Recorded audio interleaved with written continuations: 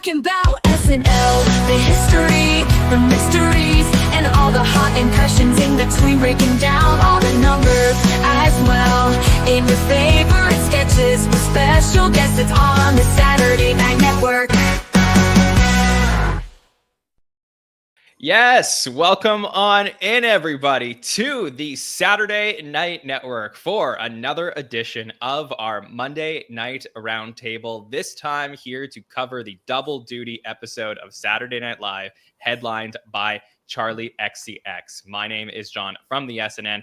Very excited to be back with you as a presentation of LateNighter.com and with some amazing panelists to wrap up this run of 3 shows that we had here in November and talk about everything that's going to be coming to us in December. We have a live chat as well. So if you're joining us live, hello, happy to get to speak to you on this Monday evening. So let's get started. Let's bring in the crew that we have with us tonight. Coming to us from a hotel somewhere in the continental United States, Rachel Chang is here. Rachel, how are you? Hi, greetings from Atlanta. I am so excited to be on this episode. The season has kind of been a lot of misses for me, and this was actually one of the episodes I enjoyed the most, so I'm very excited to dive into it. I love that. Some of my favorite roundtables I've ever done over the last few years are episodes that are divisive, and not in a bad way, but some episodes that some people like and some people don't as much. And to me, the response to this one varied greatly. So I can't wait to get your thoughts on this one, Rachel. I'm really looking forward to it. Joining us as well at the bottom of the screen is Gabby Forbes-Bennet. Gabby, how are you? Hi, I'm great. Super stoked to be here. And excited to talk about the episode. I like Charli XCX, more of a casual fan. So, really stoked that she was able to do double duty.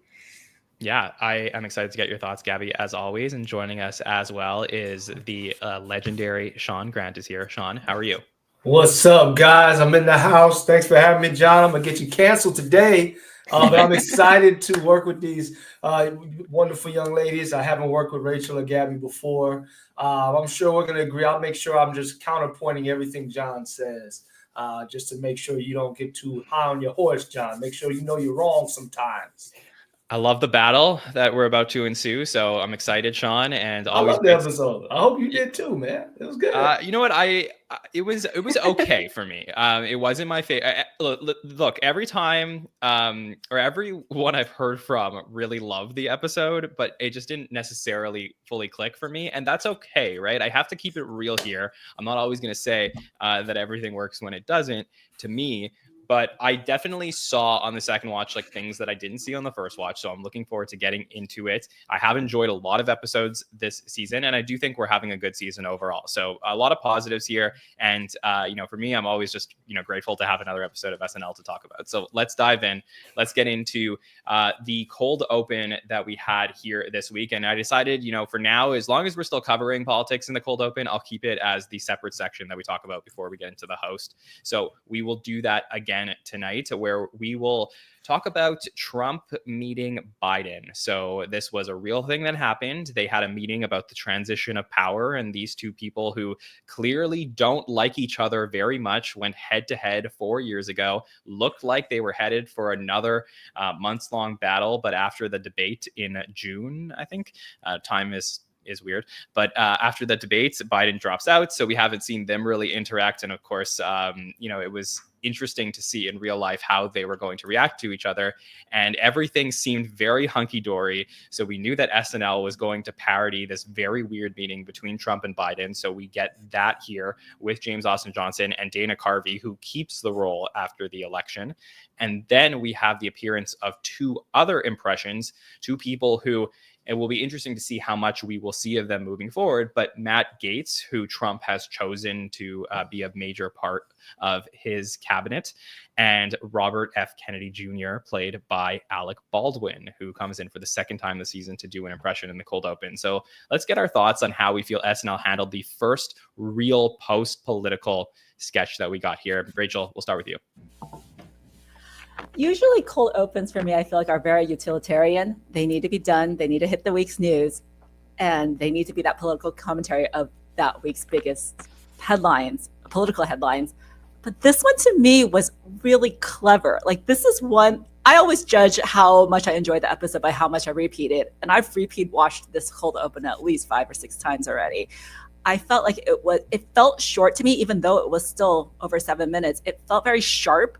There was so much buried in there, just little, I mean, I had no idea. I was unaware of the "This Is Fine" dog, but once I looked back and understood kind of how funny that was and the layers of that, and the way he said "This is fine, dog," like it won me there, even though I didn't know about that in the moment, just the delivery of it.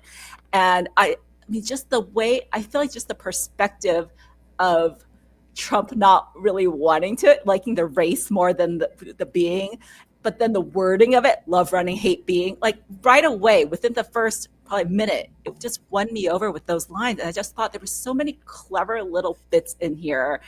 I mean, down to the Elon won't leave, like flipping the perspective of how we imagine kind of fan fiction version of what's actually going on in the White House. I already know how to do president, like little lines like that. I just think really, really gave it a clever twist of, yes, this is what's happening. This is our reality. But maybe it's flipping the script a little bit. So I thought it was, yes, this is the obvious thing. And then, of course, bringing in Matt Gaetz and RFK Jr., it was random. They tried to explain it quickly with this isn't on your schedule. It was a little like, why now? I was surprised by Sarah Sherman, just because if you had asked me who from the cast would play Matt Gaetz, I probably physically would have guessed Longfellow. But just to have Sarah's persona go so ridiculous on him, I really enjoyed. And I mean, it was just nice to see Alec Baldwin in a different role as well. Definitely agree with you. I really, really like this cold open, and it gave me a lot of thoughts about the alternate universe where Biden does stay in the race, and we get a lot of sketches this fall featuring James Austin Johnson and Dana Carvey going at it, because I felt like the chemistry between these two was really strong.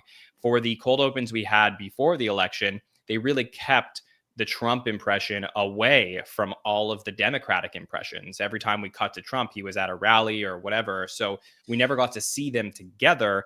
And I thought this was so good to have the two of them there interacting with each other. Gabby, how did you feel about the Trump and Biden meeting?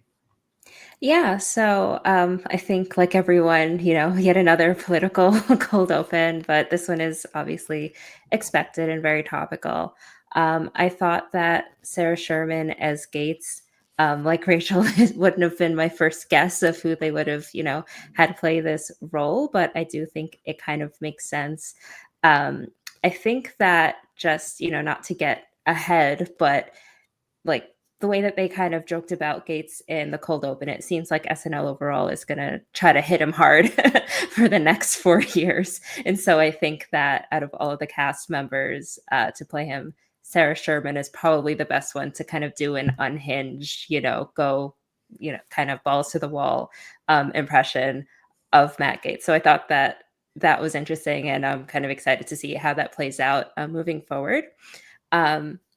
I also think that there were some really good gems. Like I really loved the Elon versus Matt Gaetz Alien versus Predator joke. I thought that was great, and that Gabby, let me play that line for anybody who didn't catch that one.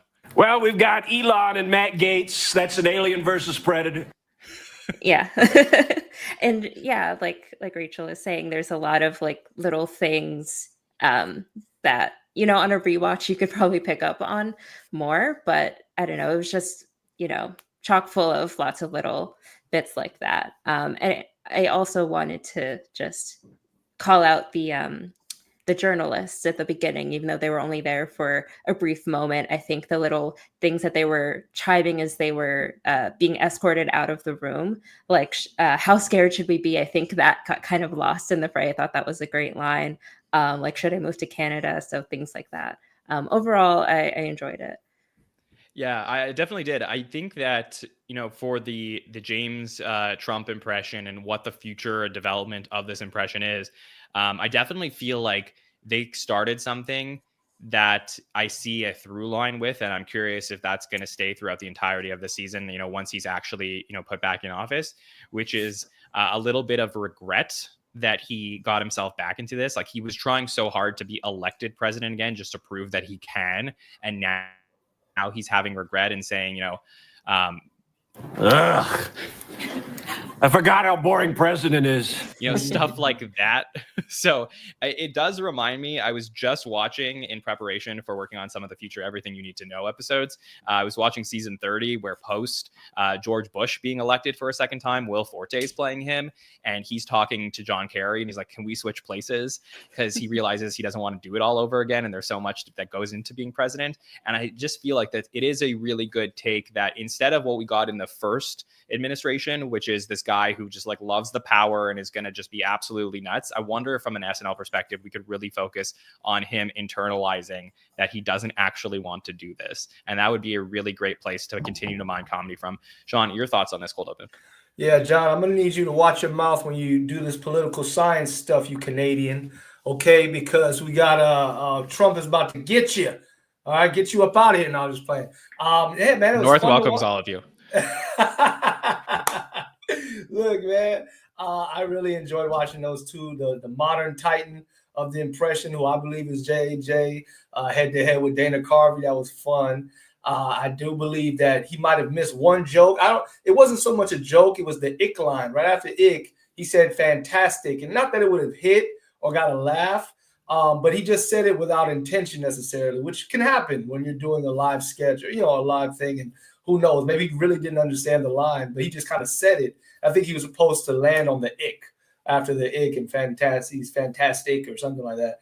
But either way, that seemed to be the only divot in the whole. Like Rachel said, it's sharp. It was to the point. It got the jokes out. It hit hard. And I really enjoyed it. Sarah, to me, set up her MVP performance. I'm going to call it now. After that squirrel and that Matt Gaetz, I'm feeling like I might make my call already. But I know you didn't tell me to do that, John. You're probably very upset because I'm getting ahead on the itinerary. But that's what I do, man. I upset you. And I like that.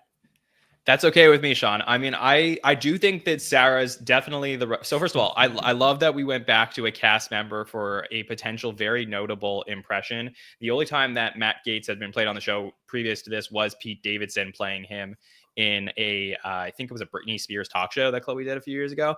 So, now that he will be, a pretty big part of the news, at least for the next few months, I think Sarah, giving this to Sarah and having her be having a big role here is pretty good. I know they're going to lean hard on this kind of stuff. Is it the busiest time of year for me? The holidays? Girls volleyball season. Which is good. She looked absolutely cracked with the giant forehead and eyebrows that they were going for. And I think that Sarah, this is exactly what we want from her. Like, if we're not going to always get the squirm stuff in the episode, give her an impression to do somebody who is pretty well disliked, I think, by both sides. So I think that she's could play this really well. So I like that. And I think the Baldwin RFK thing is interesting to me because the surprise and I'll also say excitement of getting Alec back in the family and a part of SNL on a regular basis definitely was there with the Michael Keaton episode when he played Brett Baer. I don't think that anyone was like, oh, wow, Alec. It wasn't even a big news story that Alec Baldwin was playing RFK the way that he did a few weeks ago when he did the Kamala interview. Baldwin, I'm talking about. But for me, it was interesting because I sort of have to feel like Lorne Michaels was turning 80 on Saturday night. Alec is one of Lorne's best friends. I feel like he was just in the building and they were like, let's just get Alec in the cold open. So I would be pretty surprised if we continue to see Alec as the RFK Jr. impression, if that becomes a more relevant storyline here. So for me, I'm going to choose to believe that the Sarah as Matt Gaetz thing is probably more permanent and the Alec Baldwin was probably just a one-off thing. But of course, SNL is going to SNL. You never know.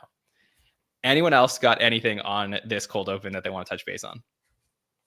All right, so let's dive into the actual episode itself. And let's talk about Charli XCX, who was hosting for the first time. So a very notable entertainer, one of the biggest names of 2024. And she's been around for a while. She was the musical guest in season 40, episode 9. So we're going back 10 seasons since we first saw Charli on the show. So that was season 40, episode 9. That was December of 2014. So that was before the 40th anniversary that we got to see her on the Martin Freeman episode when she performed Boom Clap and Break the Rules. We then were supposed to see her at the Paul Rudd Omicron episode, that very famous episode that got sort of canceled. And we saw her in a pre-tape, the TJ Rocks pre-tape. But then they decided to book her again a few months later in March of 2022 for the Oscar Isaac episode in season 47 that we got to cover. And given her continued development and rise and popularity with Brat this summer, it just made sense that they would try and get her either in the musical guest or a hosting role. So, Rachel, were you excited to have Charli host the episode when you heard that this was first announced? I'm shocked she's been around that long, because I feel like, yes, you know about her in the background, but this was her summer. This was the year. I really only became completely aware of her with the Apple Dance. That was my real foray into Brat Summer and the viral sensation. I just was surprised for a singer who, from what I understand, doesn't have any acting experience, how well she did in every single aspect. Like if SNL ever needed an MVP that could be a musical guest, the monologue, and perform well in sketches, she's the triple threat, like she said, but she actually is. It's not just singing, smoking, and drinking, but she's actually great at musical performing, monologue giving, and sketch acting. I don't feel like you get that a lot, especially with these actors. Whether they're more dramatic actors trying to do comedy or a monologue, it's such a specific skill set. She really nailed all three, and I was just so excited to see her. I almost felt like she could be a cast member. You know, that's a really good compliment. And you're so right. That's an interesting thing to think about, because a lot of the double duty hosts that we've seen over the years do have some acting experience. And just looking at Charli's filmography, she's appeared as like a guest judge on RuPaul. She's played herself on Gossip Girl a little bit, but like there's really, really minor things that she's done outside of making music and appearing like on talk shows through the years. So her experience and ability to do this was a big question mark coming into the episode. But naturally, I think that, her familiarity with SNL and appearing there twice as a musical guest probably gave them enough confidence. Because, Gabby, that has been the trend we've seen over the last few times that we've gotten double duty host, is that double duty host isn't just coming out of nowhere. They have been at SNL prior, unlike what we've seen, many years ago, where they would just pull somebody who we'd never seen before and be like, okay, we're going to have them do double duty. So what did you think about the booking of Charli XCX?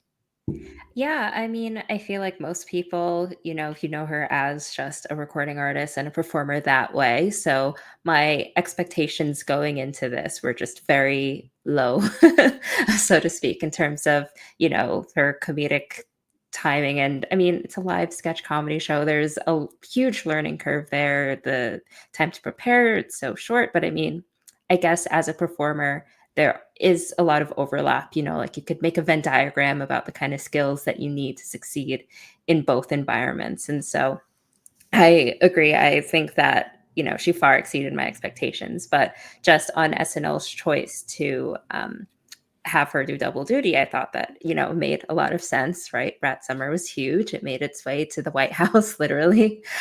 She's not even American. Like, the impact is there. And so, I was really excited to see how it play out. I also just wonder, like you mentioned that she was on Drag Race. So she's obviously very well known in like the queer community and in New York specifically. And so I was just curious how that would kind of play out in, her style and what she brought to the show. I will definitely talk about that when we see some of the sketches that we get into from this episode. Sean, are you a double duty guy? Do you like it when we see someone come out as the host and musical guest? Oh yeah, I love it, and I don't give excuses for when they suck. But she was great. I thought honestly, when I just had to research. When I say research, I don't research, man. I'm sorry. I watch the show. I do what John tells me. I do very little, but my take was going to be that for a Gen Z person, she tried so hard. She did a great job, because a lot of Gen Z don't put effort into what they do. But when you said she was on season 40, I quickly Googled. She's 32 years old. She's a millennial. No wonder she put hard work into what she did. And so I had to change my take while Rachel and Gabby were talking. But I want to shout out the chat, Victor and Don and John and Monet. Keep giving me your takes, because what I do, I read the chat and I steal your take throughout the show. So if I have to double back on something, or if John or Rachel or Gabby say something that counter, that's why John puts me last, because he knows I don't research very well. But I've never seen Charli before. I'm too old and straight, like she alluded to in her monologue. I'm too, so I don't know who she was. I've never seen her before. Sean, And, how old is Charli XCX if you had to guess? She's 32. I don't have to guess. I Googled it. You did some research. I did. I started saying while Rachel and Gabby, not the research you would have liked me to do, John, because you want to know all this other stuff. Like, I'm not going to research before the show starts. I research live. Like an unprepared person. But I get passionate about I don't know what I'm talking about, but I get passionate. And that sells it, a lot of the time, because I don't have good takes. They're not strong and hot takes, but I land them, All right. Well, I'm happy about that. So, okay. So did you like, let me get the overall feeling on the night for you, Sean. Yeah. Did you feel like Charli put on a great performance I thought she put great effort into it. I mean, I don't know how to judge the musical style. I wouldn't like her music if she didn't have any background dancers. I mean, I don't know if that matters. Seemed very artsy, but what would I know about her music? But I thought that she really was game, like Victor said in his comment, for all the sketches. And I love that. I love when the host is game, when they're trying to have fun and make fun of themselves as well. And she seemed down for anything. So it was very fun to watch.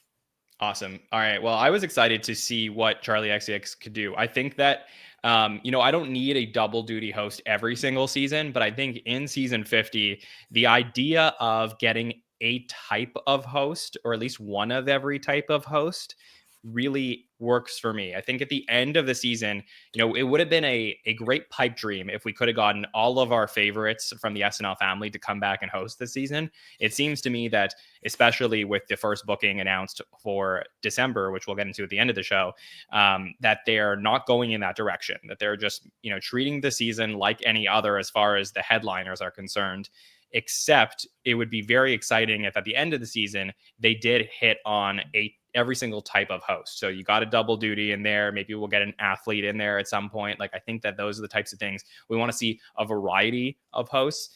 We've had a lot of stand-ups so far. I think it was cool to have her do double duty on this night. And if that's the only one this season, I'm cool with that. Let's dive into the sketches that we want to get into even further. So Rachel, you said you love this episode. Let's talk about the first sketch that you want to dive into. So I was not, in full disclosure, I was not a fan of the original Domingo sketch, to the point where I was so I know this was a popular opinion among our group. I was so distracted by the bad singing that I didn't pay attention to most of it, to the point that I didn't even quite catch on to Domingo. I was like zoned out by the end.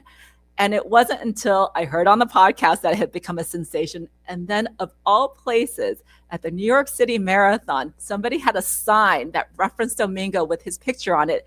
And of all the thousands of signs, the New York Roadrunners decided to post that on their Instagram. That was when I realized what a cultural sensation. And that was just weeks after. And so, knowing that, I went back and watched it. I was kind of shocked how little screen time Marcelo had in the original. And so for this to come back this fast, I was a little surprised.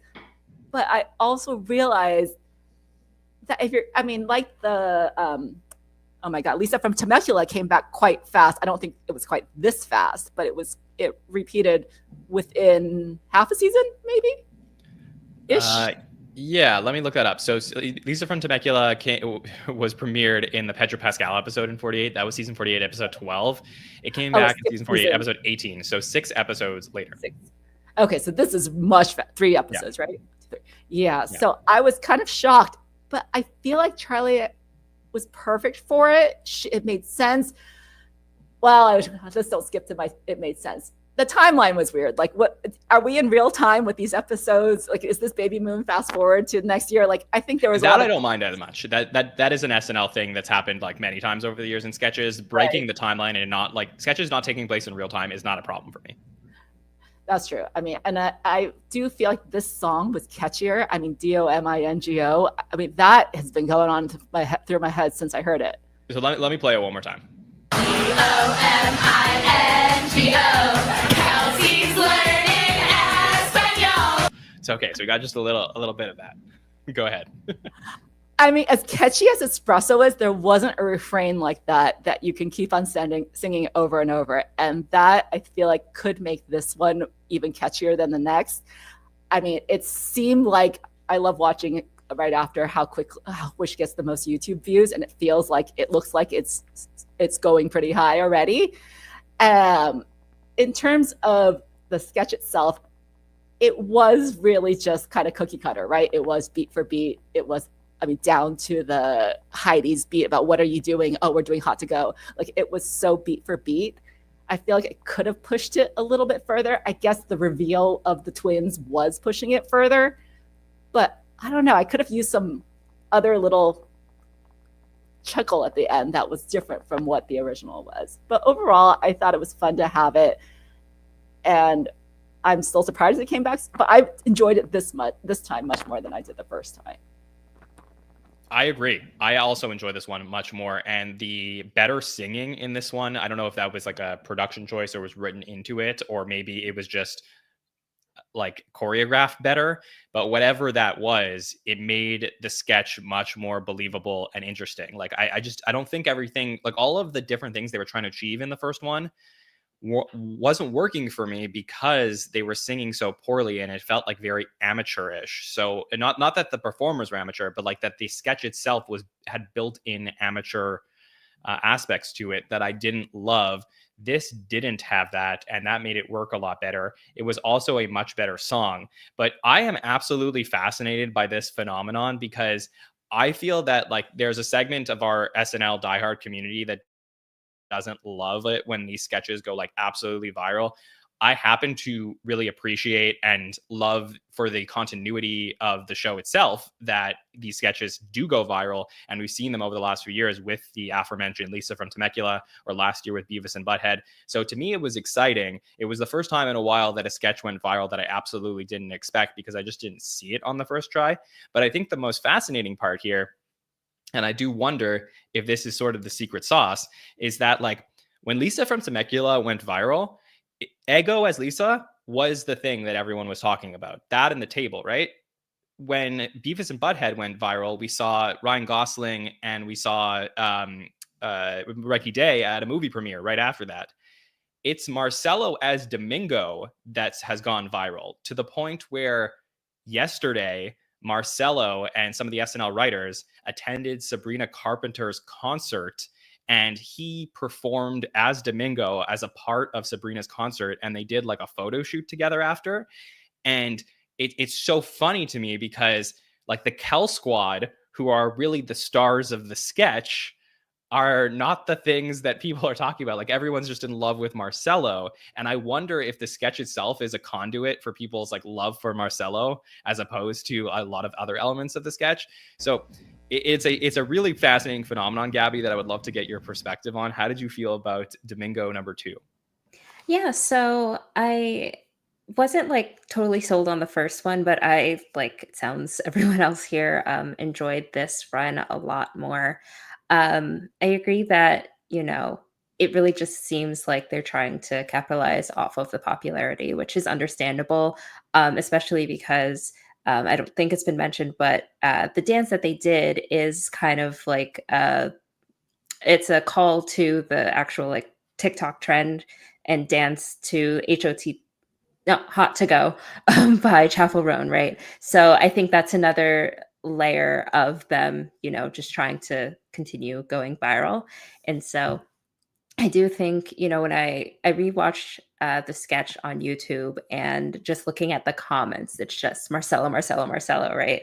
So I agree that that's kind of seeming to be where the trajectory is going, which I don't think is necessarily a bad thing. I think it might, bring some more viewers to the show, some people who might not otherwise have sat down to watch the whole episode, possibly like in the Gen Z age or demographic, people who really like to follow and be on top of these trends. It can be kind of a vessel to get them into the SNL sphere, so to speak. So that I'm appreciative of. And yeah, I thought the sketch overall was like I enjoyed it. I thought it was catchy. I thought that it was fun. I think, to Rachel's point about like the timelines not adding up, I think that it just kind of all goes into kind of who Domingo is. I mean, he's like defying the laws of biology to have like a split paternity for twins with another man. I think like if anyone could do it, it would be Domingo. So Well, I also think that's just that like the sketch itself has created a storyline where Domingo or Marcelo is like the most attractive person, right? Because he's like, you know, he has this like Latin suave thing going on where it's like, if you were going to cheat on your husband or if you're going to have a baby with someone else, it would be somebody like Domingo who lives in Miami and has this like mysterious life. And I think it's like almost like there's a little bit of like a fantasy element for people that Domingo is like the representation of like this secret thing that they want. And I think that in itself is a great comedy sketch. It's just packaged in a group of bachelorettes that are singing a song. So for me, like it took this second sketch to see past that first layer. Sean, since you are not like perennially online and up to date with all the trends all the time, as you have said, like I'm so curious your thoughts on this and the phenomenon that Domingo has taken. You just called me old, man? Is that In what a you way, just yes. did? Well, Yeah. You know what? Yeah, I am old. And honestly, I did not, because I'm old, I've seen things cycle, right? Like that's kind of a disadvantage. You know, when young people hear like D's nuts or certain jokes or mama jokes, they think it's new. The Latin Lover's old. It's an old trope. Antonio Banderas has been done, but I love that it's finally got a strong face. I'm happy for Marcelo. He's from Miami, like I am. I think a lot of young people don't know the Latin Lover trope being played over and over again in sketch comedy and in sitcoms. The idea of a Latin lover and somebody running off with them, but it's cool that now he has a face. He has very not a very strong presence throughout the sketch, but I think the sketch got away with it, like you said, a catchy song. Somebody in the comments, I think it's Victor, said earworm. I like that. It's earworm, and it made the sketch get away with some fallacies in logic, right? Because even the sketch still needs strong logic. 90%. She knew it was 90% Mateo's baby to now it's somehow that information that's for fraternal twins is revealed by Domingo. That don't make no damn sense. But the song was catchy. We allow that the fallacies in the thing being not tied together to escape us and just have fun. He's a fun character. I wish the best for him. I hope he defines Latin Lover for this new generation. And I won't be the old man that rings the siren. This has been done before. I'm not going to do it. I'll just do it right now and I'll leave it at that. You know, it's very interesting to me what the trajectory is for Marcelo on Saturday Night Live. Obviously, his diverse background is really important because we get these like different styles of sketches from him. But to me, like, you know, we've had a couple of examples in SNL history of the new young hotness that's going to take over and sort of bring new generations of fans into the show. I think we got that with Jimmy Fallon in the early 2000s, you know, this like cute guy who can sing and hosted Weekend Update and became like a really big star. I think Pete Davidson took it to a whole other level where he is, you know, does these stand-up jokes, talks about, you know, basically is an open book, talks about his family, dates all of these like, you know, crazy celebrities, gets engaged to them, talks about all of his troubles and going to therapy, and it becomes like beloved because of that. And we've, you know, chronicled his career on the show. And I think that Marcelo is in the next line of this. He's a very different person than Pete and a very different person than Jimmy. But I think that in terms of his, you know, potential popularity, I think the sky is the limit for him, Rachel, and for you who's covered, you know, teen pop stars and, you know, in your background as a journalist, I'd love to get to know like your thoughts on where you think life could be headed for Marcelo after what we've seen from him. I think we definitely needed a Marcelo. We needed that younger audience. And Sean, I have you beat on the oldness category because I am definitely I'm an oddball, right? I'm a Gen Xer, but only know the last 5 years of SNL really well. So in my knowledge, my oddball knowledge, Marcelo has been a shining light who's really kind of come in. I feel like he made an impression so fast, so quick. If I were still at the teen magazines at the time, I would have started putting him in right away. Last season, I feel like was kind of not treading water, but brewing. I think he was brewing a little bit. Last year I feel like he didn't quite have as much screen time. This episode in particular, I feel like he just hit it out of the ballpark. I do worry about his range from an SNL fan perspective. I like seeing him play Bad Bunny and seeing him do impressions, but from a celebrity standpoint, he's marketable. He's bringing in an audience that may not have been watching before. And I love that he's bringing in diversity. And also, I just feel like I don't know. I just feel like he's bringing in a population that may not have been watching SNL at all, right? And I think that helps as well.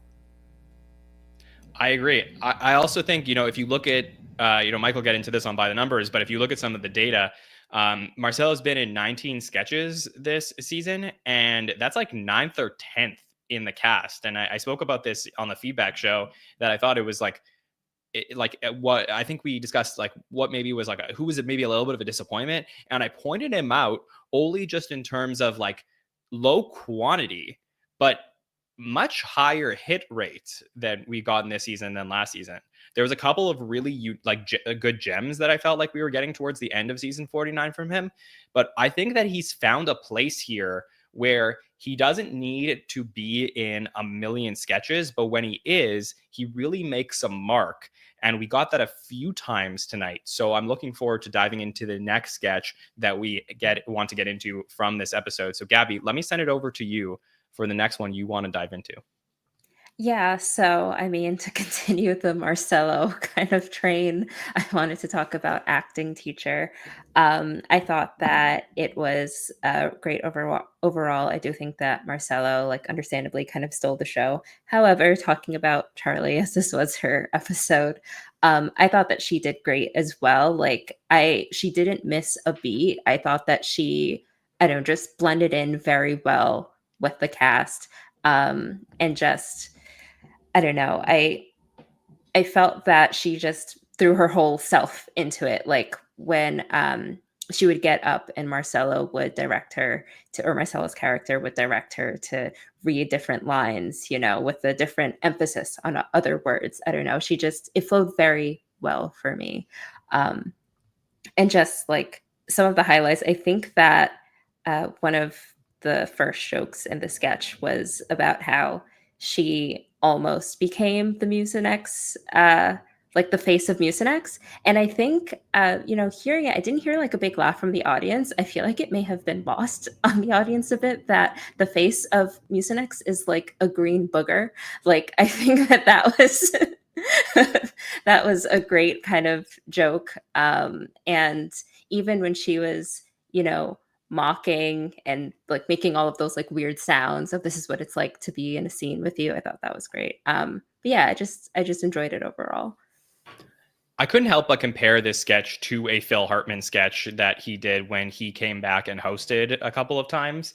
Bobby Koltzman. It was, this improv acting instructor that it literally like looked like the exact same setting, and the chemistry that he had with Will Ferrell at the time was so exciting, just to see these two, like the star of the previous era with the star of this new era, and them going back and forth was really fun. And him, doing very like nerdy improv techniques really hit here for that sketch. But this sketch itself, this was a commercial acting teacher where he's going to emphasize things that most people wouldn't emphasize. And I feel like, that was the difference in this character, and why I actually enjoyed it was because this one played more to Marcelo's strengths, I think, than if it was more grounded in reality.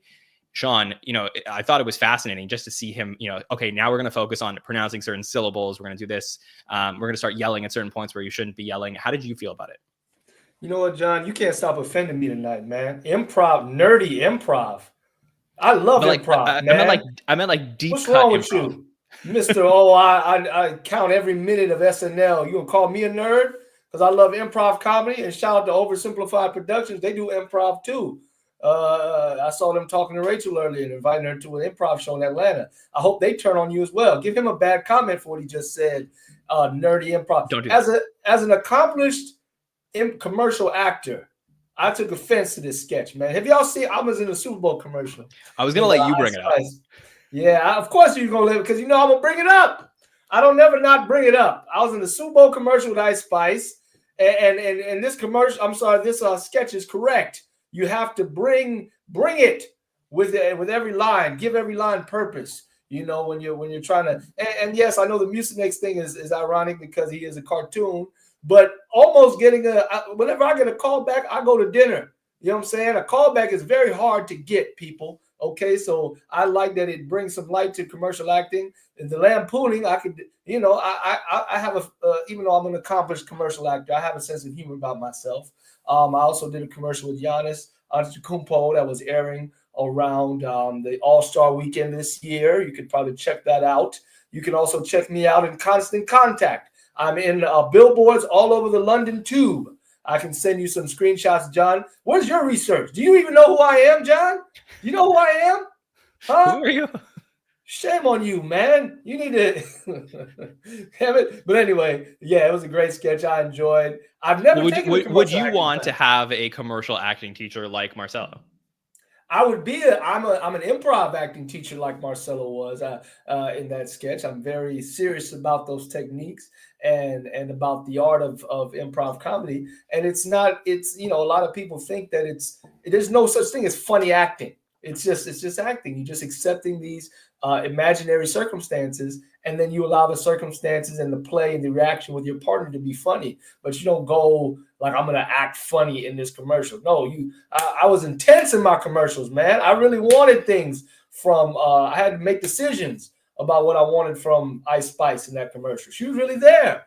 I was there. I mean, she wasn't there for my turnaround. It was a stand-in.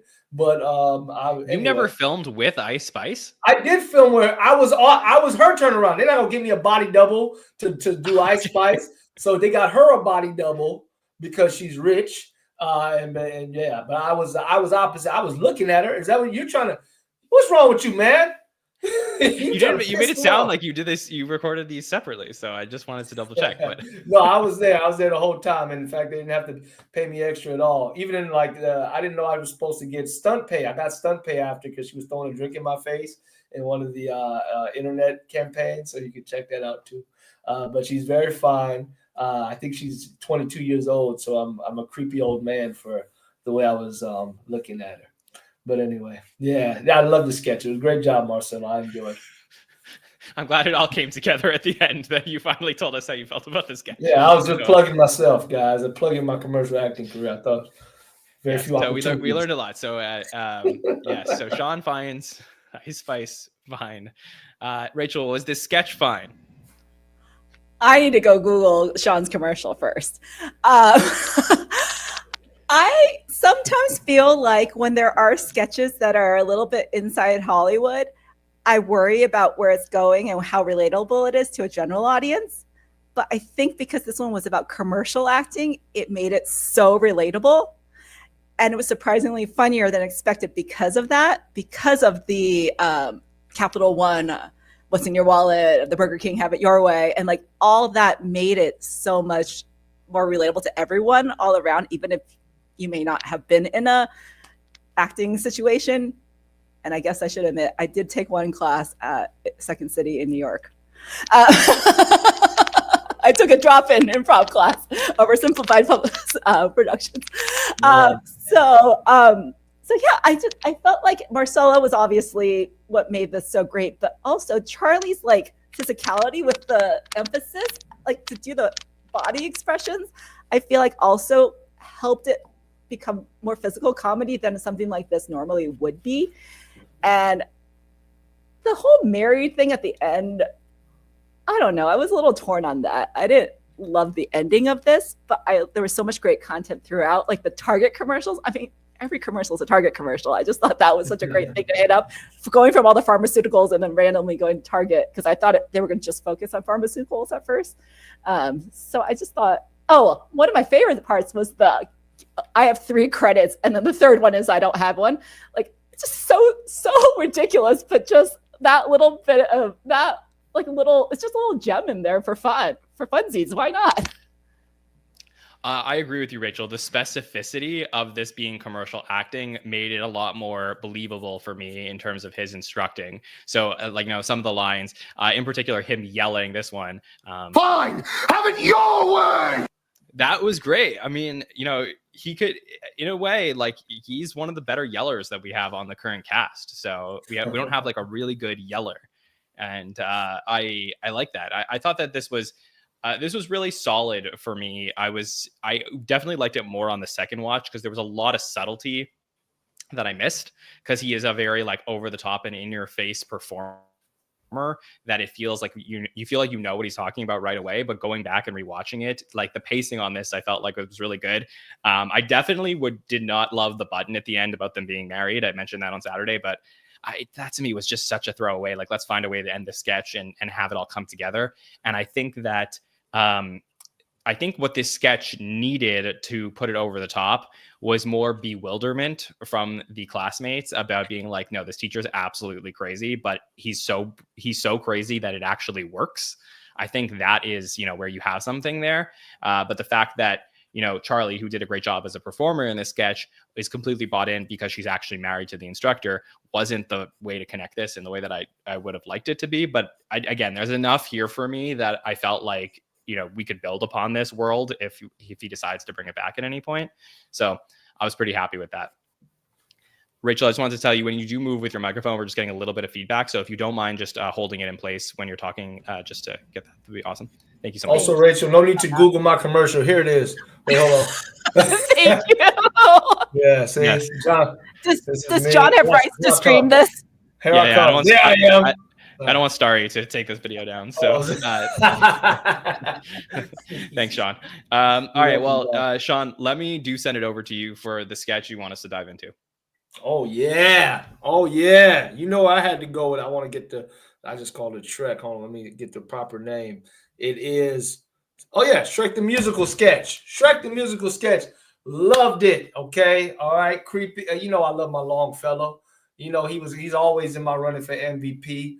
My boy Mikey Longfellow, he played a great Shrek, but similar to Marcelo's sketch, he didn't come in until the end for some of the button. I do think the button could have been, explored a little more if the oh God, I forgot his name, the newer cast member who just wanted Domino's pizza. His character, Emil Joachim. Yeah, if his character didn't really want to play the game, I think that would have been interesting if everybody else gave a reason why Shrek should choose them. And he was like, I just want pizza. And Shrek still chooses him. And he is like, oh, okay, whatever. Like, that's how because I see that magnetism from Longfellow. And he's my pick for the new Pete Davidson, in my opinion. He may not be a great yeller, but he's got sex appeal, man. Even as Shrek. So I really enjoyed that. It was a fun game, fun pattern. Every time they found a way to escalate it with Bowen turning around and having the butt cheeks gripped on right there. That was all fun stuff. It built up to to what I think could have been a better button, but it was fine. It seemed like they just wanted to end the sketch, and we kind of saw that coming. That was the turn because it was the only way to go. But yeah, they could have lengthened that a little more, gave Longfellow more of a reaction ability there. But otherwise, I love that sketch, man. My favorite of the night. And Freaky Shrek. Let's keep him going. Yes, Freaky Shrek. Longfellow had a great line walking into this one. Well. If it isn't the 3 onions I just peeled back. Yeah, really good That's a stuff great there line from Michael. Love that. And it was so good in contrast to a lot of the other lines we got from this, where everything, again, was really, really fast paced. A lot of double entendres, innuendo, stuff like that. Rachel, your thoughts on Shrek the Musical, our final sketch of the night. I know you were excited to get into this one. I'm a fellow Longfellow fan, so of course I just love that he was Shrek. And also newly a big Shrek on SNL fan, because I'm obsessed with the Bad Bunny a PDD sketch. I can't tell. I've probably watched that minimum 100 times. I just it's so random, and I love that they also thought it was random when they came up with it. I think they talked about on one of the talk shows that it was just a random thing they came up with. There was no relevance of Shrek at the moment. Equally irrelevant, Shrek the Musical debuted in 2008 and only ran on Broadway till 2010. It had a UK tour that last year, I believe, but Shrek the Musical is completely irrelevant right now, which kind of makes this so ridiculously funny. And I think it was kind of the one-liners. It was the reservations at Domino. It was the mix everything together and make it a suicide. Oh, sorry, unalive. Like the PC-ness of that. Or like, yes, him directors can be men too. I mean, Max Brenner, the chocolate bald man, that was the coolest place. I had one of my first birthday parties there when I moved to New York City. It is so not the coolest place 20 years later. The green Sharpie, which is very rare, the 456 line. I just think that all these little references really made this such, like, it just sharpened it so much that, I mean, I've watched this a million times as well. And also, is it me or did Bowen's name start out as Gidget and then he called himself Gadget? And is that why he broke? Kind of when he called himself Gadget? It's possible. I mean, he was definitely pretty laughy throughout this, but yeah, I noticed that as well because I usually write their character names in my notes. And yeah, I think he called himself Gidget and then it ended up being Gadget. But I think the sketch itself was so silly that like the name change may have been why they broke, or it may have been just some of the lines that were coming so fast. Like that is definitely a sketch that like blink and you miss it and you miss like 2 or 3 really good lines. Exactly. Oh, the Sex in the City as the 5th character was also a great little line too. Yes. Yeah, there was a lot of good ones here. I pulled a couple of them. This one, I mean, I really like the ones that were like Shrek related. So I like this one from Sarah. I'm gonna tell him that his leading ogre was smash mouthing my friend. Excuse me. And then this one from Ego near the end was also really good. Who's a Lord Farquaad in the streets and a puss in the boots? Great line, great enunciation there from Ego. Gabby, how did you feel about this Shrek sketch? Yeah, I think it was actually like my favorite for the night because of all of these one-liners, these little things, you know, blink and you miss it jokes. I really love it when the sketches kind of go in that direction. And I thought that Bowen was fantastic in it.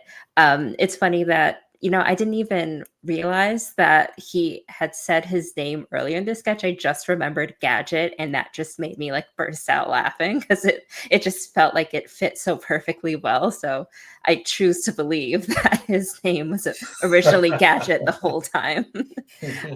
Getting butt motorboated by Shrek, I just thought that was great. The little line about biphobia and his disgust at being called by, I thought that was pretty funny. But yeah, I thought it was like the perfect kind of balance of chaos and just like hilarity in it. So yeah, I really liked it overall. And then there were the couple of like New York specific references. I was wondering the Max Brenner chocolate, like how many like people would know. Well, actually, I don't know. Maybe that's not a New York thing. I can only think of like the one main one in like Union Square, but I guess it could be like global. I don't know. But the 456 line, yes, that is very just New York centric. And so I appreciated those little additions. Yeah, I also felt like the theme of this sketch compared to the Domingo sketch at the beginning of the night was interesting because again, it's like a bunch of friends who were standing outside a musical they just went to, and they're all talking about this bad boy that they don't want to admit to each other that they are into and have like done stuff with.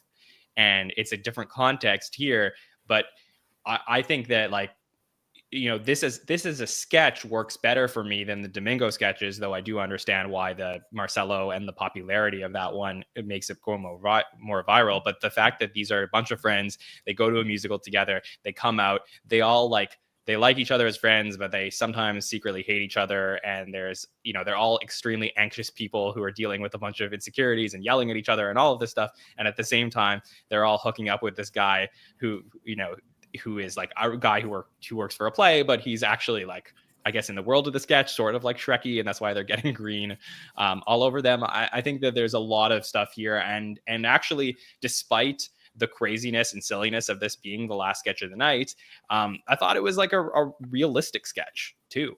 So this one worked for me and really worked well in the context of we were just coming off a sketch that I really did not like with the It Girl Thanksgiving special. And I just know that one is not for me. It's just, I understand it's for other people. It's not for me. But Gabby, you did like that one? I loved that one. I What thought did it was you like about great. I loved everything. I loved Keenan as La Roach. I loved the stomping in the skinny stilettos on the Thanksgiving table, like knocking off all of the food. I thought it was phenomenal.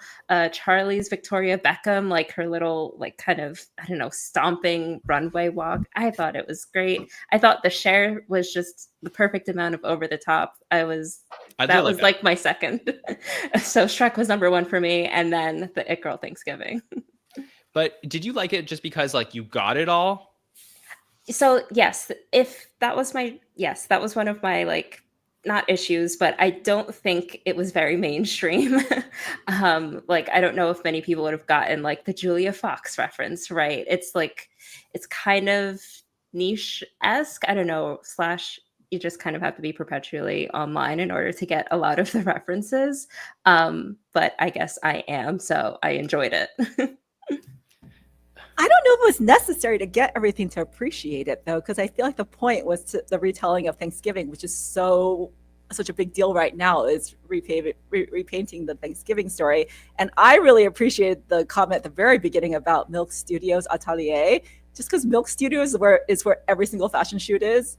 And I mean, that might be something I know from having worked in magazines, but like to mix that with the Atelier, like it won me right there, even though I didn't get the bulk of the references. I just thought it was so over the top and probably very niche for a certain audience, and I appreciate that they were doing that. Yeah, I guess I agree with John. That by accident, I agree with John. I don't like to do this, but I have fun with this sketch because I accept that I'm old. Just accept you're also old, John. And I thought that it was like I could enjoy it in segments. That's how I enjoy young people things. I'm like, okay, I know Cher, that's a good Cher. But most of it I didn't know what they were talking about. You know what I really appreciate about that sketch? I didn't even realize that Keenan was not an episode until that sketch. I was like, oh my God. Like, so for it to even been a decent episode for me and that little bit of Keenan, I said, wow, this must have been a pretty good episode. Of course, it would have been better with more Keenan. But yeah, I mean, that shocked me how little Keenan there was. I mean, so maybe they're trying to wean us off of Keenan. Is there some tea you got, John? Give me some tea. I don't, but that definitely was a weird one. If he would have gotten shut out, it would have been the first time he was shut out in 20 years. So, that was whoa. Yeah, so it was definitely weird. I mean, already it was 12 years since we only got Keenan in one thing in a night. So very, very low timing, and we'll hear about it on Wednesday from Mike, but I would be surprised if he topped 30 seconds in the episode. I mean, it was really very odd to see Keenan in so little, but yeah, I mean, that was one. This is not the sketch that I want to dive into, but just a couple of comments on this because I didn't care for it. And again, I know I'm not the target. I know I don't get all the references, and I'm like, I think I'm pretty good. Like, I wouldn't consider myself like completely out of pop culture. I just like, I feel like I have like, I feel like it's like 10-layer dip. But the idea that we can do an SNL sketch because we just can is not like good enough for me for an SNL sketch. Like, just because you guys like can afford the budget to be able to like look like these people and then just say like, what if these people all attended Thanksgiving together is not like enough for me for an SNL sketch. So I get like, I especially Rachel, I get what you were saying about like retelling the Thanksgiving story. It just, to me, like, I don't think that Bowen and Chloe, with all love and respect to them, did enough of a job of setting up what it is you took from it. Like, they needed to, like, to me, this sketch works a lot better if Bowen is not playing Marc Jacobs and Chloe is not playing Julia Fox, and they're just playing like people that are like not involved in the rest of the sketch and guiding like the rest of us through it. Like, there needed to be some sort of anchor for dummies. And I think that was missing from this. But let me talk about the sketch I want to dive into. Of course, it is the podcast sketch that we got here with the Banger Boys. I can't leave this episode without talking about this one more time, where we get Andrew, Emil, and Marcelo all hanging out on a couch doing some podcasting. And given how, a lot of people believe that Trump got elected because he went on all of these podcasts that are, right-leaning and hung out with a bunch of young people to talk about what it really means to help make this country better. So I thought it was hilarious to dive into the psyche of these three podcast hosts who must feel so cool that millions of people are listening to their shows. But then when they're actually called upon for duty, they are like, I don't know if I want to do this anymore, including Emil, who delivered this great line. So cool, right? I don't know if I want to do that. And I thought that's maybe my favorite Emil moment of the season so far. But I just thought this was really good. And I said this on Saturday. It's a format that SNL has not gone to enough. You know, like we've done so many types of sketches, talk shows, game shows, morning shows that get 1/10 of the audience that they used to. Given that everyone is listening to podcasts now or watching podcasts now, this is the place to go for SNL sketches. I'm not saying that everyone should be a podcast, but in 2024, we have not covered this medium enough here. And this was the place to do it for me. So I really enjoyed a lot of this. Rachel, your thoughts on Banger Boys? As I was saying earlier, this season hasn't resonated with me a lot because I feel like a lot of it was male skewing. But this sketch was an example about how, on a surface, a male skewing sketch just really did resonate with me. I so related to it. It's not like I watch a whole lot of dude podcasts, but it just captured what I have seen so well. Like I've seen a Mulaney, Theo Vaughn from years ago, and like Conan, like Charli XCX reminded me a little bit of Conan's sidekick Sona. It's just something about, I mean, I don't know them well enough, but like elements that I've picked up on from these podcasts that may not be my demo. It was this sketch that I was like, okay, this episode, like I was just like, this is one of my, I watched it out of order because I watched it online. So I'm not quite sure which order I saw this one in. But the moment I saw this one, I was like, oh, this is a really great episode all around. Just because, I mean, at first I was like, Marcelo seemed to be playing yet another really high energy character. But it worked here. Like had it been in a different context, had it not been an all in a row, I feel like, I mean, we needed a Dugan, like, right? We needed that guy who had no idea that the election already happened. And the Teterboro was just so ridiculous, but like what a ridiculous name Teterboro is. So like just little, and even the fact that he was wearing the cap already of one of the sponsors, there was just so much buried into it. But I almost think my favorite part was like Charli XCX like attitude and just the way she was doing the sponsors just felt really accurate. Yeah, I mean, the Charli part for me, I didn't know if I fully loved. It was very accurate itself, but it was almost like an act break for the real show that I was watching between these three performers. Obviously, you could not put Charli in it, but I think that Charli as a guest on the podcast, I think would have been maybe better for me, and just have Andrew do a couple ad reads if you want to throw a couple of side jokes in there. But yeah, I mean, I know that they've done the TikTok sketches a few times, so like that seems like a pretty fresh format for them. But it was nice to get something that was like grounded in reality, and then them and develop these three characters. And everything was just so realistic, like with the lines and the way that the microphone sounded, like even like Andrew talking about this. And then we'll discuss how they built the pyramids. And I felt like that was such a good line because like it feels like every single podcast always goes back to like this existential crisis of like how were the pyramids built. So I felt like there were so many jokes from people who like perennially listen to podcasts that would have enjoyed this sketch. Gabby, your thoughts on it?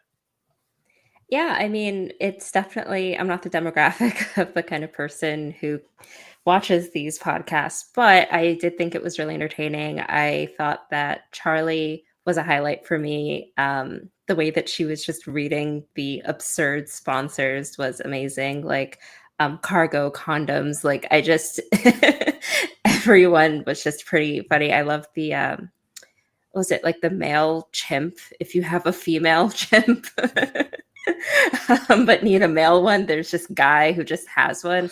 I don't know. I just feel like I've, like I said, I've never seen this type of podcast before, but I feel like it's a perfect representation of this podcast that I've never seen.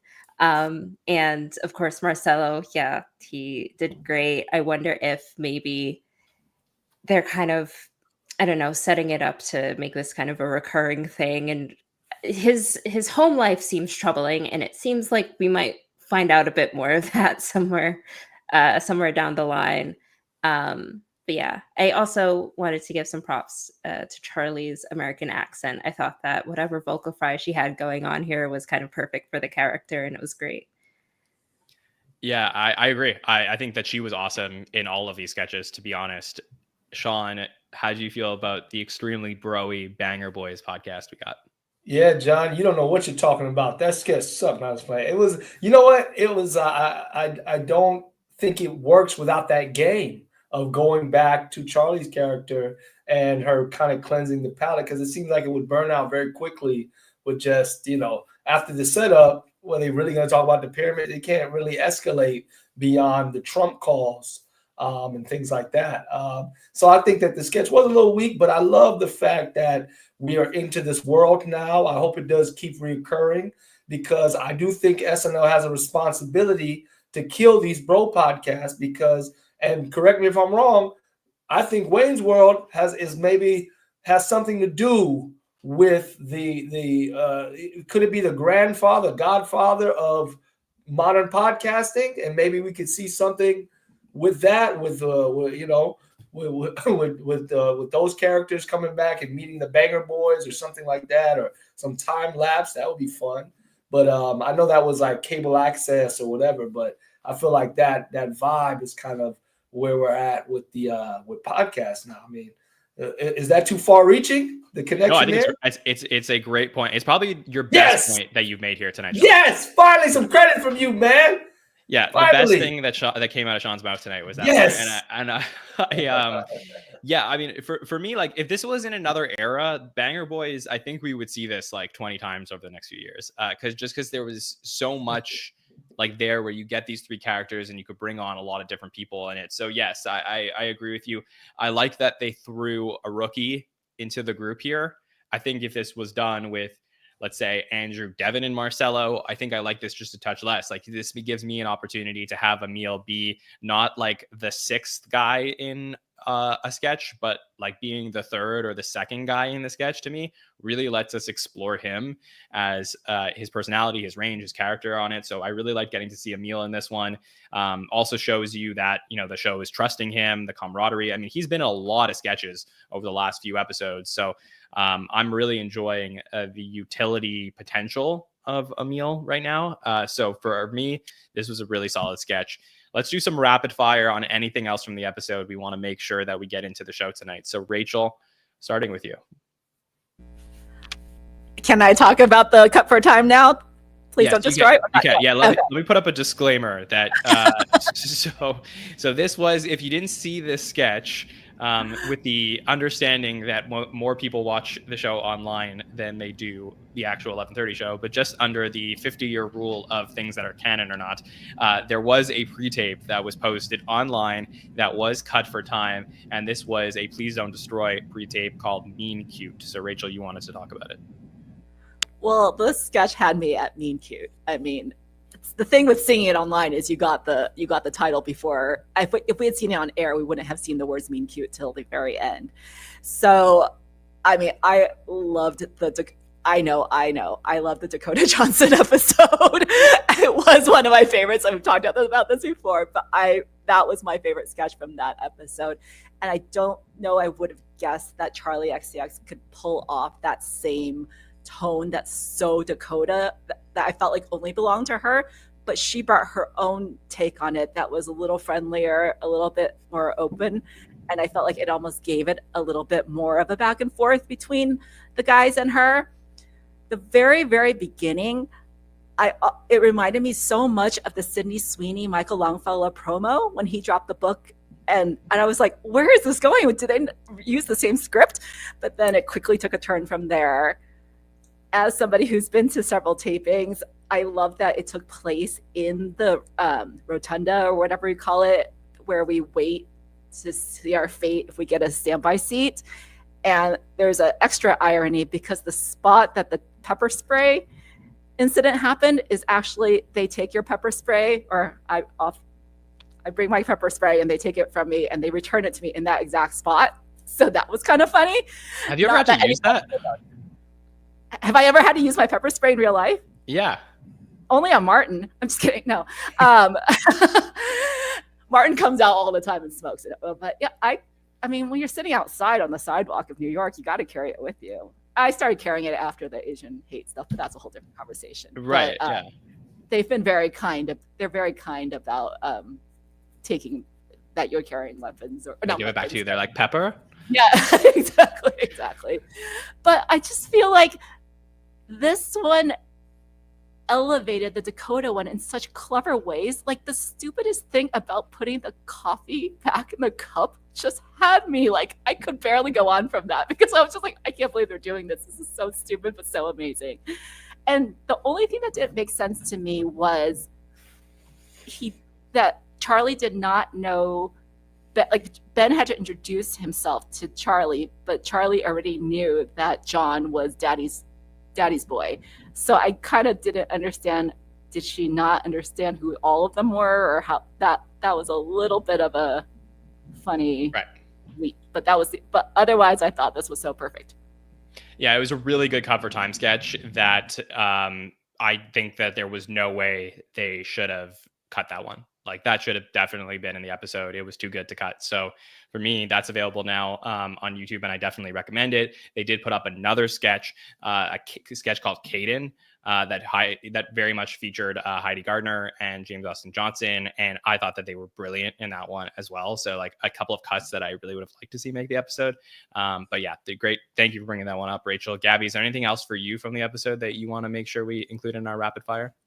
Yeah, I just wanted to touch upon the Wicked audition. I thought that this was, I don't know, I feel like to your point, John, about the Thanksgiving sketch and maybe not getting all of the references, I think this had a little bit for everyone.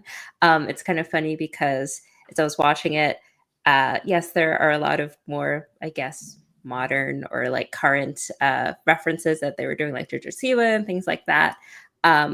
But they did have, Al Pacino in there. I felt that was a bit out of place, but I do kind of understand that it's for like, I don't know, the majority of the viewers kind of. I thought that Charlie... Let's throw one in there for everybody else.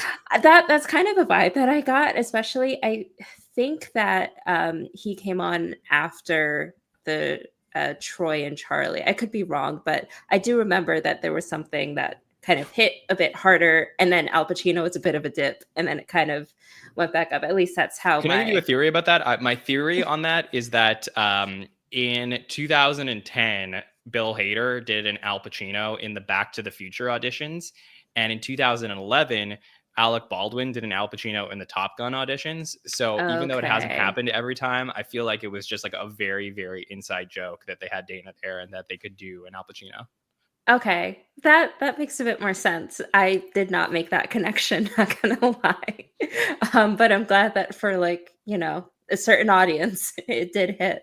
But yeah, I think that Charli XCX being Troye Sivan and Bowen being her was pretty good. I'm not so sure that most people would understand the kind of joke that she made about Troye being a top is like a reference that to something that became a meme, I think maybe last year or something. I think he was like quoted as saying that somewhere, and it's funny because they're really close friends and have toured together and everything. But yeah, I thought that, I always love to see Sarah as Bernie. I thought that was great. And Ego as Janet Jackson, I thought was also a little highlight of just I don't want to be in this and immediately walking off. I thought that was great. Yeah, former SNL host, Janet Jackson. Sean, your thoughts on anything else from the episode that you want to include in our rapid fire? I wanted to jump on that. I didn't enjoy. I like what Ken George Jones said in the comments. That's what I thought of it, an impression parade. It seemed a little corporate because of the wicked, commercials that were running throughout the episode. They were, maybe slap something together. I don't know if it's for extra money or what, but that's what happens. It's 50th season. They got commercial, just like Jon Schneider. Jon Schneider got very commercial. He won't tell me tea like he used to. Now that he's involved with the SNL cast and he's interviewing, he's a corporate puppet as well. He won't tell me why Punky was there. And This he is knows not true. He won't give me the tea, man. You used to give me all the tea. And Punky I know was there you know to what, celebrate Lauren's birthday. That's why she was there. but I mean, okay, that's why she was there. But what was I'm still confused. Did she really quit? Or what was that about? Come on, give me some tea, John. Make it controversial. What's going on? You'll have to listen to our Punky Johnson episode that we'll hopefully have sometime soon, where we speak to her about her time at the show. Ooh, you gonna ask the hard-hitting questions? You going hard? Oh, I always go hard. Ooh, I can't wait. Yeah. So I couldn't get through this episode without just briefly mentioning that my whole weekend was made by getting to watch this.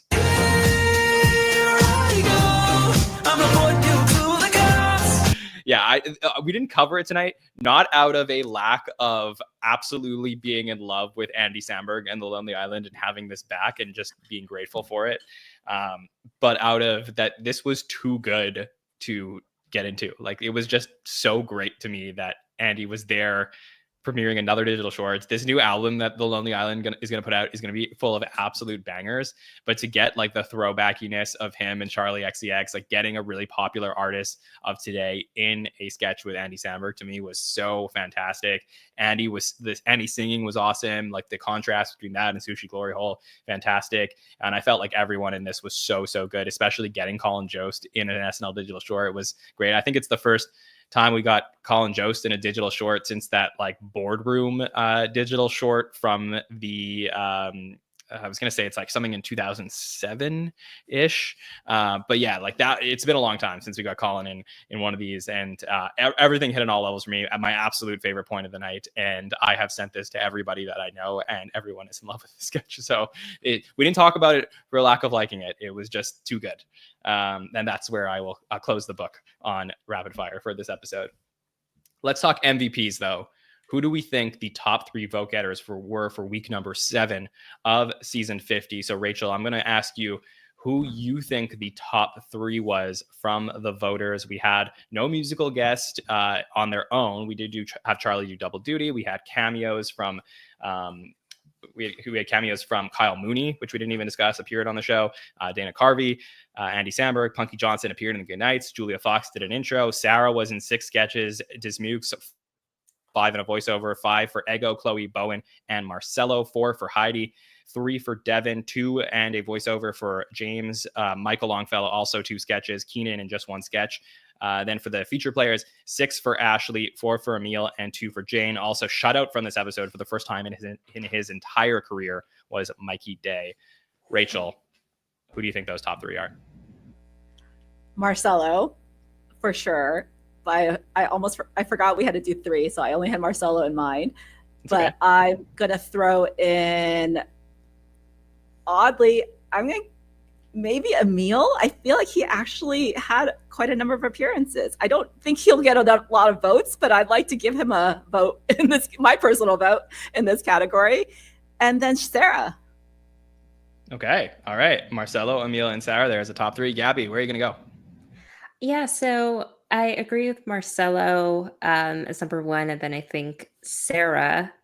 We didn't talk about Weekend Update, but she also, like really stood out there. And I'm gonna go with Charli because, again, I think like I said, she far exceeded at least my expectations, and I think that she really like hit all of her marks and did like a really great job overall. Sean, give us your Stephen A. Smith top 5 list. Who are the MVP voters? Okay. Oh, now we talking. No, I gotta go with probably Marcelo. I'm gonna go. All right, Marcelo. I feel bad leaving Bowen out because I gotta put Sarah Sherman in there. That squirrel, Miss Hazel, was insane. The little game with the noise, whatever that was, every time she put her hand to her mouth, the noise that would come off screen. And I will never do this. I will never vote for MVP without putting my boy Longfellow in there because he still follows me on Instagram. That's right. I'm shouting myself out again. Look at Longfellow. Huh? Following your boy. Huh? Yeah. Send me Still your does news, it. Still people. does it. Yeah, that's right. I promoted I who else is going to do it? John doesn't promote me. so I have to promote myself. That's not true. I tag you in every one of our posts though when you're coming on the show. Thank you. Yeah, I give you a platform, an opportunity to talk about your commercials. So that's right. That's all I do here, man. But yeah, no, I gotta give it the law. So I'm gonna probably say Marcelo, then Sarah Sherman, and my boy Longfellow for that freaky Shrek. All right, let's see if he made the list. Top 5 vote getters for week number 7 of season 50. In first place, Charli XCX, the 4th host this season to top the charts. Ooh. Marcelo Hernandez comes in second place here. We talked a lot about this being a big Marcelo night at the show, 23%. Andy Samberg comes in third place here with 12% for bringing back the digital short. I saw that a lot of people really loved having Andy back at the show, and nobody expected it given that he was no longer playing Doug.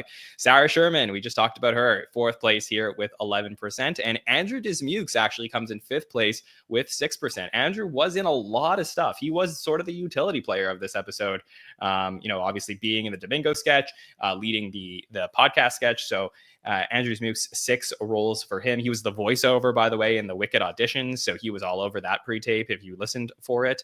But yeah, Charli XCX, MVP vote winner. Maybe, if you didn't love the episode, you had to agree that Charli did a really good job here. The 4 hosts out of the first 7 episodes that have led the MVP votes so far are Nate Bargatze, Ariana Grande, John Mulaney, and Charli XCX. So that's pretty good company to put Charli in. The only ones that have not were Gene Smart, Michael Keaton, and Bill Burr.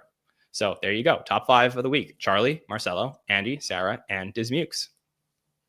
All right, let's turn our attention to what is going to be happening on SNL in December, our first episode of the holidays, as Paul Mescal is going to be hosting with musical guest Shaboozey. Paul promoting Gladiator 2 that will be coming out. We haven't seen Paul on a lot of TV, but I know that he's doing a big media tour coming up for the movie that's coming out very shortly. So what are the expectations for a virtual question mark, I guess, because we haven't seen him a lot on American television. Rachel, how do you feel about Paul Mescal hosting the first show of December?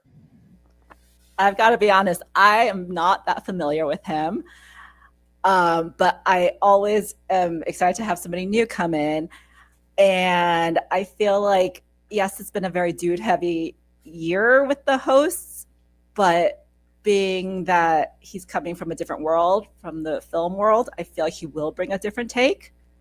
I'm almost more excited that Shaboozey's in there because of the 7 episodes we've had. The first 6, all the guests, all the hosts and all the musical guests were all completely 100% white from what I understand, all identify as white. Charli XCX was the first one who was half Indian. And we're finally, that is not a good track record for season 50 to be having in the year 2024. And to add on to that, a lot of insults. The last few episodes have been really hard for me to watch parts of them. So I'm excited that they're bringing diversity back, and I hope that continues. Yeah, it will be really good to get more diverse hosts in here eventually as well. But, we will see. We just still have 2 more episodes after Paul Mescal's to see what happens there. But thank you for bringing that up, Rachel, as always. Gabby, what are your thoughts on Paul Mescal and Shaboozey? Yeah, so for Paul, I actually don't think I've seen anything that he's in. It's just not my general genre of movie that I go for.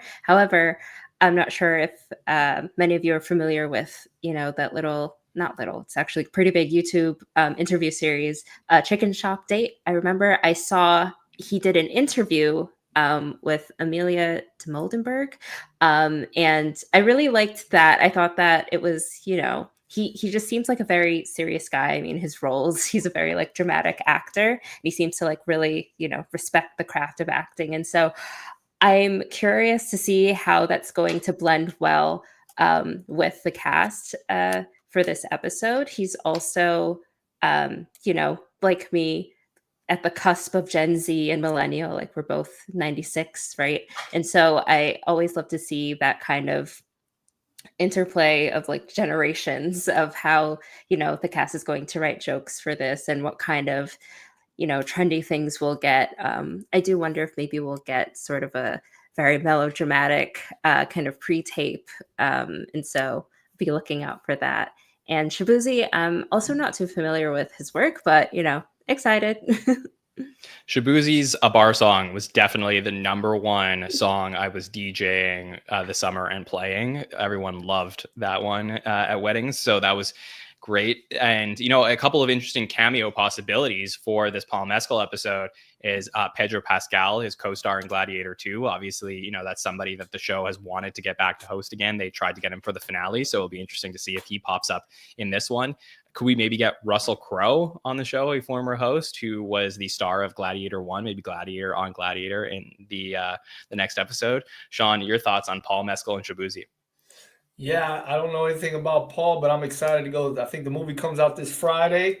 Has Denzel ever been on SNL? Denzel has never been on SNL. Oh, it's interesting. But yeah, anyway, I think he's like a white whale for the show. Like I think they tried to get him many times. Oh wow, okay. Well, yeah, I'm excited to see the movie itself, and so probably see it. Well, it comes out Friday. I think I'll be able to get to it, and then maybe I'll enjoy the episode even more. And yeah, Shabuzi, I like that song, man. Black country artist. That's what's up. So yeah, I guess I hope I sold how excited I am. I'm excited. Yeah, I'm excited as well. It's going to be a lot of fun. I can't wait to dive into all of these December episodes, and hopefully we'll have a great lineup for us. I'm assuming the full lineup will be announced sometime before Thanksgiving. That's when they've done it the last few years. So let's keep an eye out for what's happening. And of course, we'll cover it and post about it here at the Saturday Night Network. And you could search for us on any of our social platforms at the SNL Network to see all of our posts over the next couple of weeks. As for podcasting that's happening over here, so we still have our By the Number show coming up on Wednesday, which will be a lot of fun. I'm looking forward to getting Mike and his guests' thoughts on this episode and covering all the screen time and statistics from this one. I'm sure they have a bunch of stuff cooked up. On Thursday, we'll have our patron show. So we will have the poll out for all of our patrons this evening to vote on the sketch that they want us to dive into even further and do some film breakdown on. So that will be out exclusively for patrons on Thursday. Next Monday, we will have our feedback show. So if you missed our last one, I thought it was the best feedback show we've ever done. So many different voices joining the show every 15 minutes to talk about the SNL season, answer some questions, and give their thoughts on everything. So if you haven't checked those out before, those are really great shows. And if you want to sign up to podcast with us next Monday, you still have an opportunity to. So go to patreon.com/the SNL Network. We have a form up right now. You can sign up, and we're going to be scheduling out that show later on in the week. We have released episodes 16 and 17 of Everything You Need to Know About Saturday Night Live. We do have 18, 19, 20 coming up soon. We're going to be taking a little bit of a break this week, so no new Everything You Need to Know. And then we will be back with a few more episodes coming up in just a little bit. Looking forward to sharing those with you guys. Of course, I really appreciate everyone checking out this roundtable tonight. Rachel, it's always so nice to hear from you, and thanks for coming to us all the way from Atlanta in that hotel. So anything you would like to plug to our listeners? I have 3 quick wishes. One is, can Mike Murray do a stat on how many seconds Domingo appeared in proportion to his virality? Like compared, what am I trying to say? He has had so few seconds on the show, and it's so viral. And how does that compare to past sensations like Coneheads and like other characters have become that same level of viral? My second wish is that, which I feel like is down the road, maybe a few years down the road, is a Chicken Shop Date SNL sketch, which I feel like will happen someday, especially after the Andrew Garfield one, which if you haven't watched, you need to watch, and the Elmo one. And third is I hope for more diversity on SNL. And I do want to say to somebody who called me out, yes, I didn't mean to insult Sona. I know she is so much more intelligent than I called her out to be. And I just meant that she can, as a woman, she holds up in that room of men is kind of what I was referring to, not her. I wanted to make sure I defended her. Of course. Yeah, no worries, Rachel. And thanks as always for your amazing thoughts on the show. Gabby, so great to get to hear from you as well. Anything you would like to plug to our listeners? Yeah, thanks for having me. No, just kidding. Yeah, I'm not like you can follow me on Instagram if you want to. It's modestly awesome. But that's really it, honestly. Okay, no problem at all. Well, I appreciate you joining us tonight. And Sean, I feel like you already made your plugs, but I'll ask you again. Got more. You got more? I got more. Oh, yeah. Guys, if you're in Appleton, Wisconsin, this Thursday, I'm with King Batch. This Thursday in Appleton, Wisconsin, I headline the El Paso comic strip with my friend Tequita Love. She's going to be featuring. That's going to be December 5th through the 7th in El Paso. Get your tickets now.